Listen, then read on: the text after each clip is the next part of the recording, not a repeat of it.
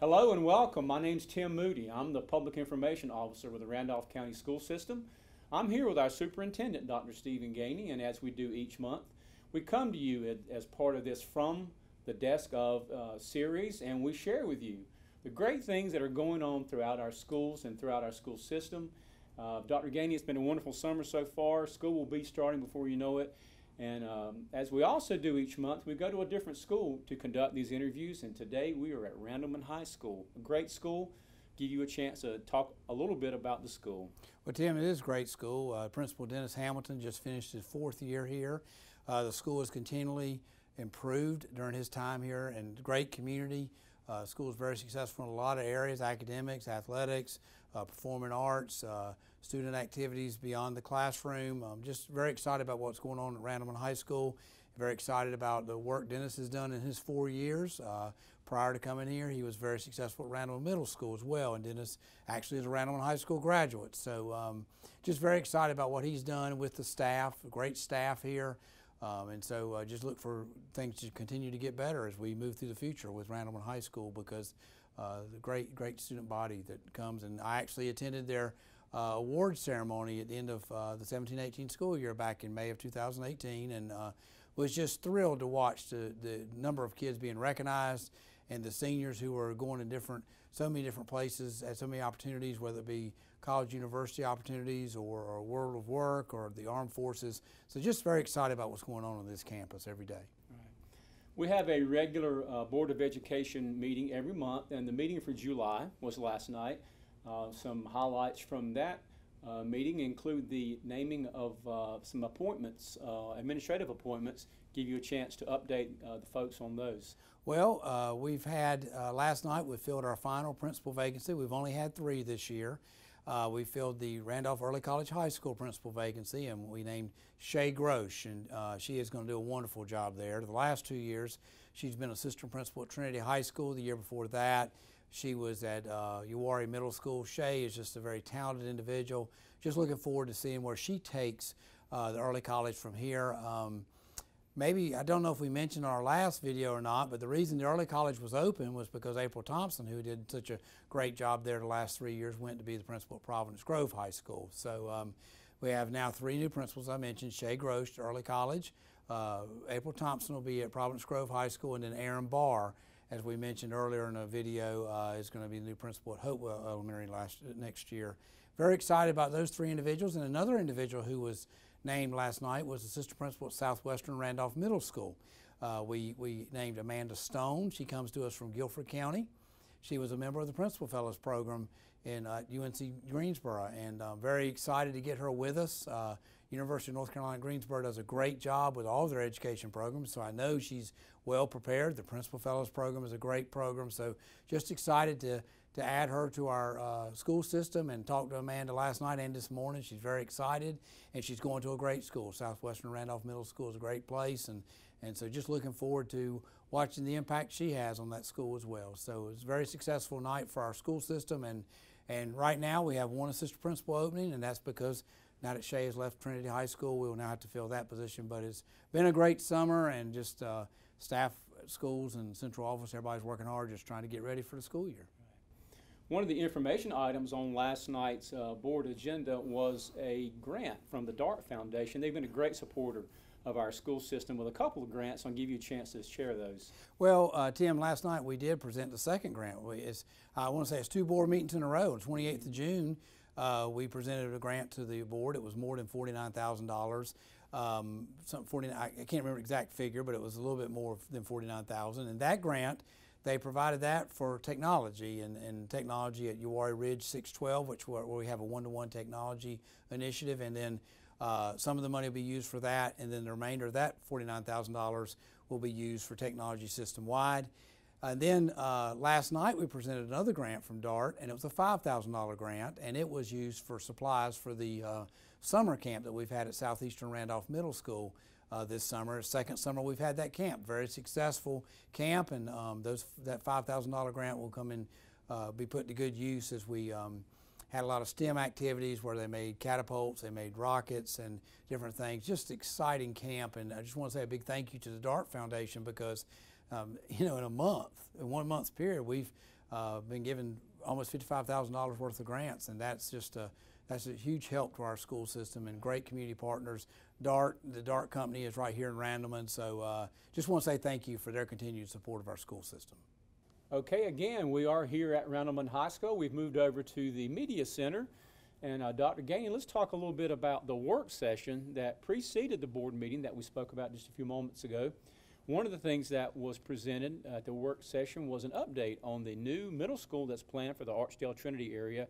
I know the folks up there are really excited about that. Here's a chance for us to update for our community what's going on there. Well, Tim, this is a very exciting project for our school system, and been a lot of work going on with that project in the last year or so. And want to first start out by pointing out some staff members who are very involved in this project. And Marty Trotter's leading it. He's our assistant superintendent for operations. And then Larry Chilton, the director for facilities and maintenance department, has been very involved, as have another leader in the department, Randy Wilson. So I want to say thank you to them for their hard work. And I also want to point out that none of this would have been possible had our board not got behind it, and they're very supportive in what we're trying to do in our school system. I want to say thank you to them and then the commissioners, because the funding for this project is ultimately going to come through the commissioners. And so it's been a lot of work the last year or so. Marty and Larry Chilton, they visited a school in Onslow County Schools, Dixon Middle School, which is the model that's going to be used. They visited that school site back in the fall of 2017. We actually signed a contract, or the board approved the contract with the architect, Smith Senate, in December. I went on a school visit to the site in March 2018, this past spring, with Marty and with Randy Wilson and with Mr. Darrell Fry, one of our county commissioners. And so very excited about where we're going. We're going to build that school using that model of Dixon Middle School. We're going to build it for about a capacity of 800 kids. This year, the 2018-2019 school year, will involve a lot of developmental work, approval work. DPI, Department of Public Instruction, will have to get involved as far as approving this. This school will be built. We've probably mentioned this on earlier videos, but this school will be built right near Trinity High School. It would be, and so what it's going to do is we'll have two middle schools now in that area. We'll take Braxton and Craven out. So Archdale Trinity Middle will become 6-8 school again, and this middle school will be a 6-8, and one school will feed Trinity High School, which will be the new school, and then Archdale Trinity Middle will feed Wheatmore High School. And it's just going to be a good thing for our school system. Very excited to see this development. Our plan is to break ground in August of 2019, so we're about a year away from actually breaking ground, because it's going to take us a year for a lot of the approval stages and stuff that's going to go on during this school year.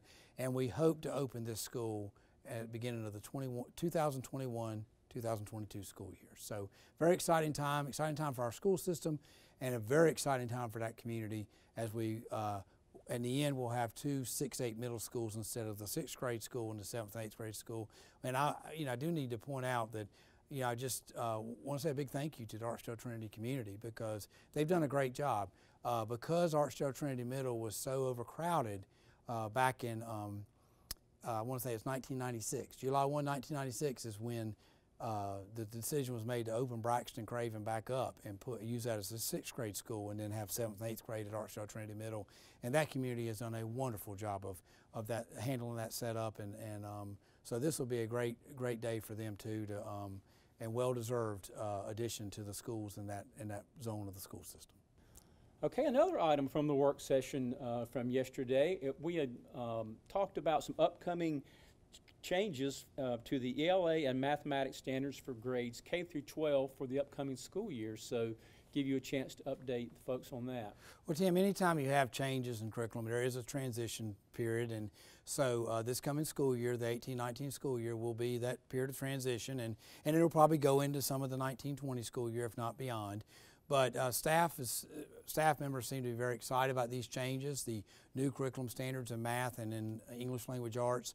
From what I get, the feedback back from staff is that they're much more straightforward and more direct and easier to comprehend when you read. What are they trying to, what's the standard they're trying to get across? What is the learning objective they're trying to get across? So looking forward to that. The staff at Department of Public Instruction has worked very hard on a lot of resources that are out, that will be on the Department of Public Instruction's website for not only teachers to access, but also for parents to access, and ultimately students, as students get, as the older students may be more inclined to go to that website than maybe a younger child, but you know, these younger children have a great computer skills too, so who knows about their access, about accessing those resources. But it's going to be a good thing, and it's going to be good for our students over the long haul, and we will be sending out parent guides to help parents kind of navigate through these changes.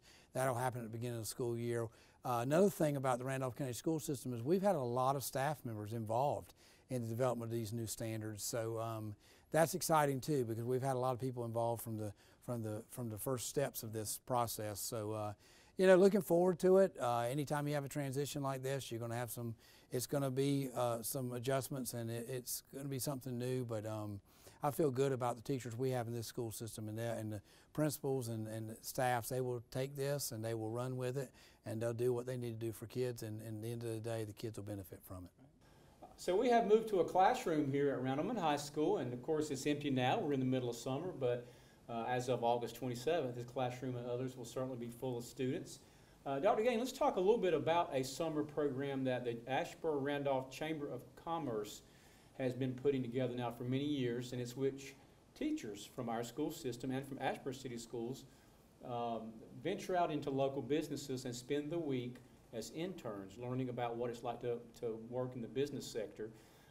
Give you a moment, just talk about the value that brings to our teachers to be able to experience that. Well, I appreciate the Chamber of Commerce doing this program because it allows our teachers to see different professions, what people do. I mean, I was just at lunch talking to somebody who had an intern with them, and the intern was saying they didn't realize that individual, all of their job entailed.